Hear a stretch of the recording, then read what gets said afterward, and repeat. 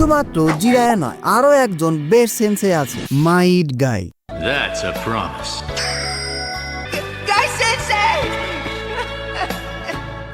পুরো নারুতো অ্যানিমেতে আমরা একের পর এক সেন্সেই দেখতে পাই। হিরুজেন থেকে শুরু করে আসুমা, কাকাশি, সুনাডে, এমনকি ওরোচিমারুও। ইয়েস, ওরোচিমারুও, যে কিনা স্টুডেন্টদের ভেসেল হিসাবে ইউজ করতো। এমনকি ডানজোকেও আনবু ব্ল্যাক কপসের সেন্সে বলা যায়। কিন্তু মাইট গায়ের কথা কেউ বলে না। সবাই তার এই ডিনার গেট নিয়েই কথা বলে। মাদারা তার প্রশংসা করেছিল, মাদারার মতো শিনোবিকে টক্কর দিছে, এইসব। কিন্তু আমার মতে শুধুমাত্র জিরায়া নয়, মাইট গায়ও ছিল বেস্ট সেন্সে। অবশ্যই জিরাকে আমি এখানে ছোট করছি না। পুরো নারুতো অ্যানিমের বেস্ট সেন্সে হলো আমাদের জিরায়া সেন্সে। আমার কথা হলো শুধুমাত্র জিরায়াই বেস্ট সেন্সে ছিল না, মাইট গায় এবং রক লির ডুও অনেক বেশি আন্ডাররেটেড। নারুতোর জন্য মাস্টার জিরায়া ছিল বেস্ট সেন্সে, বরং সেন্সের থেকে বেশি কিছু। জিরায়া না থাকলে নারুতোর এমন ক্যারেক্টার ডেভেলপমেন্ট আমরা দেখতেই পেতাম না। বাট রক লির জন্য মাইট গাই ওয়াজ দ্য বেস্ট সেন্সে। পুরো নারুতো অ্যানিমেতে একমাত্র শিনোবি যার কাছে নিনজাটসু ইউজ করার কোনো পাওয়ারই নাই, সেটা হলো রক লি। সে এক ফোঁটাও নিনজাটসু ইউজ করতে পারে না। মাইট গাই না থাকলে রক লির মতো ক্যারেক্টারকে আমরা কখনো নিনজা হিসাবে দেখতেই পেতাম না। রক লি খুবই পোটেনশিয়াল এবং ডেডিকেটেড একটা ক্যারেক্টার ছিল। নিনজা একাডেমিতে সব স্টুডেন্টদের নিয়ে জনিরা কথা বলে। রক লিকে নিয়েও একবার কাকাশি মাইট গায়ের সাথে আলোচনা করেছিল। তারপরে রক লি মাইট গায়ের নজরে আসে। নারুতো এবং সাসকের কথাই ধরো, তারা দুজনই উজুমাকি এবং উচিয়ার মতো পাওয়ারফুল ক্ল্যান থেকে বিলং করে। কোনোয়া ভিলেজের যে সকল শত্রু ছিল তাদের জন্য নারুতোর সাসকে খুবই হাই প্রোফাইল এবং ইজি টার্গেট ছিল। এজন্যই তাদেরকে প্রোটেক্ট করার জন্য ছিল স্বয়ং তাকাশি হাটাকে, দা কপি নিনজা। অন্যান্য শিনোবিরাও ছিল। হোকাগে সাপোর্টের কথা বাজিয়ে দিলাম। নারুতোর স্ট্রাগল নিয়ে তোমরা অনেকে কথা বলতে দেখবে। নারুতোর কাছেও কিন্তু অনেক সাপোর্ট ছিল, অন্তত রক লির থেকে বেশি সাপোর্ট। একবার ভাবো, যেই দুনিয়ায় চাকরা, জুৎসু এগুলো সবকিছু, একমাত্র শিনোবি যার কাছে নিনজাটসু ইউজ করার কোনো পাওয়ারই নাই, সেটা হলো রক লি। সে এক ফোঁটা নিনজাটসু ইউজ করতে পারে না। রক লির ড্রিম কি ছিল জানো? একজন ট্রু শিনোবি হওয়া। ইয়েস, রক লি যেখান থেকে এসেছে সেখানে একজন জোনিন হওয়ায় অনেক বড় কিছু। এরপরেও চুনিন লেভেলে রক লি গ্রোথ এবং পাওয়ার সম্পর্কে তোমরা সবাই দেখেছো। সাসকের মতো পাওয়ারফুল ক্যারেক্টার ওরা সেখানে শেষ করে দিয়েছিল। এ সব কিছুই তার হার্ড ওয়ার্ক দিয়ে। নো দোজুৎসু, no tail beast, no talent, only hard work এবং ডেডিকেশন।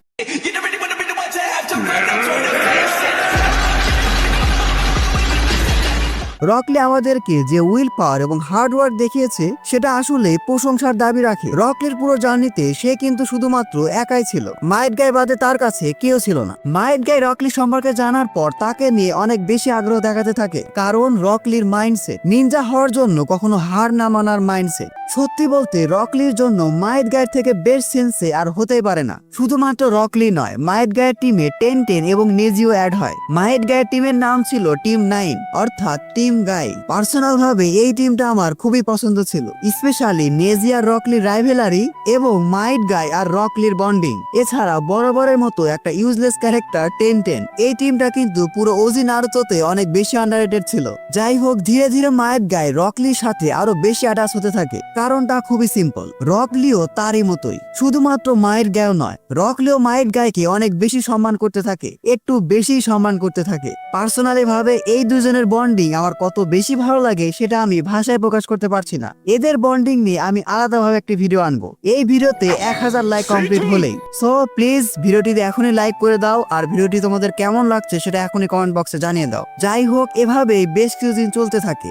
রক লি মাইট গাই আন্ডারে বিভিন্ন মিশন কমপ্লিট করতে থাকে। এছাড়াও মাইট গায়ের কাছে যত তাইজুৎসু নলেজ ছিল সে ধীরে ধীরে রক লিকে সবই শেখাতে শুরু করে, এবং পুরো নারুতো অ্যানিমেতে এই দুজনই হয়ে যায় বেস্ট হার্ড ওয়ার্কিং ডুও। তাদেরকে দেখে সবাই মজা নিলেও তারা নিজেদের মতো হার্ড ওয়ার্ক করতে থাকে। রক লিরও একটা ড্রিম ছিল, একজন ট্রু শিনোবি হওয়ার ড্রিম। স্বাভাবিকভাবেই রক লির ব্যাক স্টোরিটা অনেক স্যাড ছিল। সে যেহেতু কোন রকম নিনজাটসু আর গেনজুৎসু ইউজ করতে পারতো না, এই জন্যই একজন নিনজা হয়েছিল তার জন্য অসম্ভব বিষয়। কিন্তু রক লি লাকি ছিল, তার সাথে ছিল মাইট গায়ের মতো একজন সেন্সেই, যে কিনা তার উইল অফ ফায়ার রক লির মধ্যে ইনপুট করেছিল।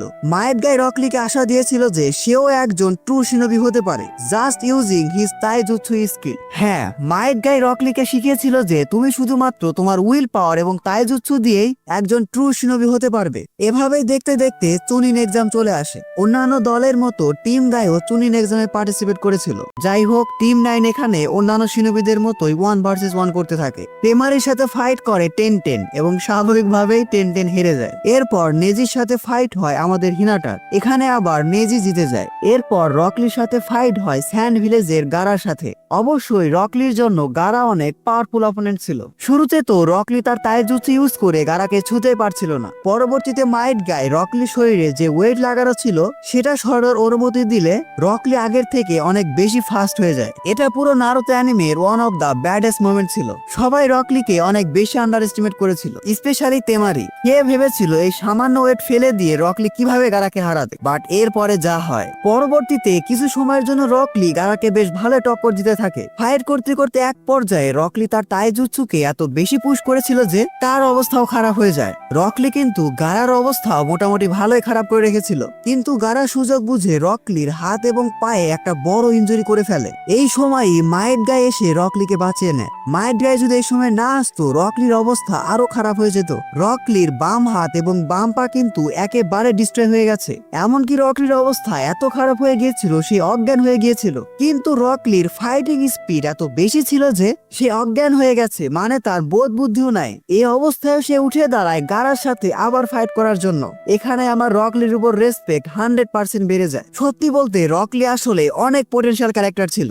ওজি নারুতোতে রকলির একটা বড়সড় ইম্প্যাক্ট থাকলেও কেন জানি পরবর্তীতে সে স্ক্রিন টাইমই পায়নি। আমার মনে হয় রাইটার রকলিকে আরো ভালোভাবে ইউজ করতে পারতো। যাই হোক, আমরা স্টোরিতে ফিরে আসি। রকলি এরকম ফাইটিং স্পিড দেখে মাইট গাই কেঁদেই ফেলে। আর এখানে আমরা স্টুডেন্ট এবং সেন্সের একটা ইমোশনাল মোমেন্ট দেখতে পাই। তবে এখানেই একটা বড় সড়ো বিপর্যয় ঘটে যায়। গারা রকলির অবস্থা এতটা খারাপ করে দিয়েছিল যে মেডিকেল টিম জানায় রকলির যে ইনজুরি সেটা কখনো হিলই হবে না, অর্থাৎ রকলি আর কখনো তার শিনোবি হওয়ার জার্নি কন্টিনিউ করতে পারবে না। এটা শুনে রকলির উপর দিয়ে ঠিক কি গেছে তা তোমরা বুঝতে পারছো। তার থেকেও খারাপ অবস্থা ছিল মাইট গায়ের। মাইট গাই এটা কোনোভাবে মেনে নিতে পারছিল না।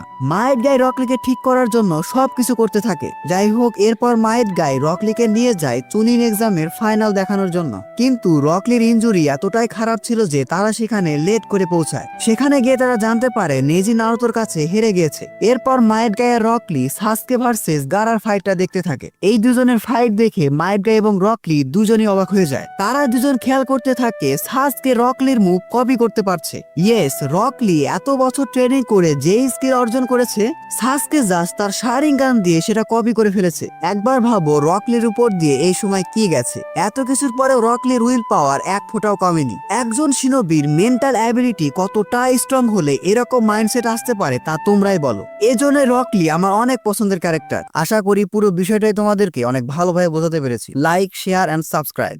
আজকে ভিডিও এ পর্যন্ত। ভিডিওটি ভালো লাগলে ভিডিওতে এখন একটি লাইক দিয়ে চ্যানেলটি সাবস্ক্রাইব করে ফেলো। Don't subscribe if you are not an anime fan. See you in next video.